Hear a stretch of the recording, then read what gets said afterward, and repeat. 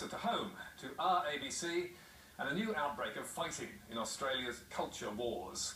Brown, I'd scrap ABC and start over. I think it should be sold. Mr. Brown said. The best thing to do might be to start again. We've heard such sentiments many times before, but what makes these different is that Neil Brown is one of two new recruits to the four-person panel that chooses ABC and SBS directors, or that draws up a shortlist for Malcolm Turnbull to pick from. Mr. Brown, who was deputy leader of the Liberal Party almost 30 years ago, is convinced that the ABC is big, bad and biased, or as he wrote recently in his Spectator column, a sort of private club promoting its own ideology at the taxpayer's expense. Most of its news is opinion. Its fact-checking is a new way of declaring its own approved version of the facts, and the role of Media Watch is apparently to intimidate the commercial media. Clearly not a Media Watch fan.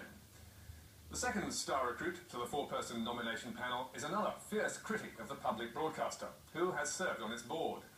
Janet Albrechtsen, who writes a regular column for The Australian, recently told her readers, Mark Scott should resign.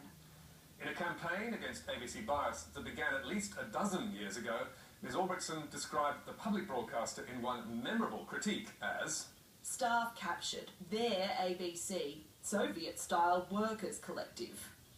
In that same spray, she too took aim at this programme, then under different management, claiming that you only have to scroll through Media Watch's archives to see blatant bias at work. Now, what makes these two appointments a little remarkable is that the process of appointing ABC directors is meant to be non-political. Back in 2009, Labor introduced a bill to prevent governments stacking the ABC board with their own supporters, as the Howard government famously did between 1996 and 2007. This new law established a panel, which Albrechtsen and Brown have now joined, that was supposed to be independent and at arm's length from government. So who decided it was a good idea to appoint these two culture warriors? Not me, says the Minister for Communications. The legislation says that the decision is taken by the Secretary of Prime Minister and Cabinet, that is currently Dr. Ian Watt, and I have no doubt that decision was taken by him in his own discretion. Who he spoke to, I don't know. He didn't speak to me. But you would assume the Prime Minister was consulted? You can assume, I don't assume anything. I assume these appointments were chosen by Dr. Watt. And do you think that the I'll always speak to him. I'm sure he'd be happy to take your call. So, taking Mr. Turnbull's advice, we did call Dr. Watt, who, in case you missed it, is a senior public servant. But he wasn't happy to take our call, and he wouldn't answer our questions, one of which was, did Dr. Ian Watt discuss the appointment of Janet Albrechtsen and Neil Brown with the Prime Minister, any of his political advisers, or any member of the Cabinet? Nor did Dr. Watt answer four other questions we sent him, which included this one. Does Dr. Watt consider these appointments to be non-political? So perhaps Malcolm Turnbull, who is the minister responsible for the ABC, can shed some light on it.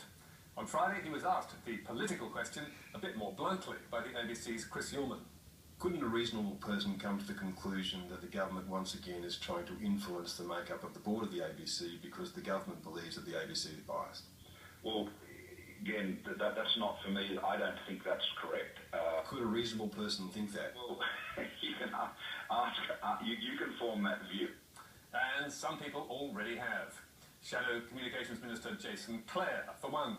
He told Media Watch, this is all about stacking the ABC board to try and kill it because they think the ABC is the enemy. It's as simple as that. And it's not just the ALP who read it that way. The editorial writers of The Australian seem to agree that it's about setting the ABC straight, and it's perfectly reasonable for the government to be doing so.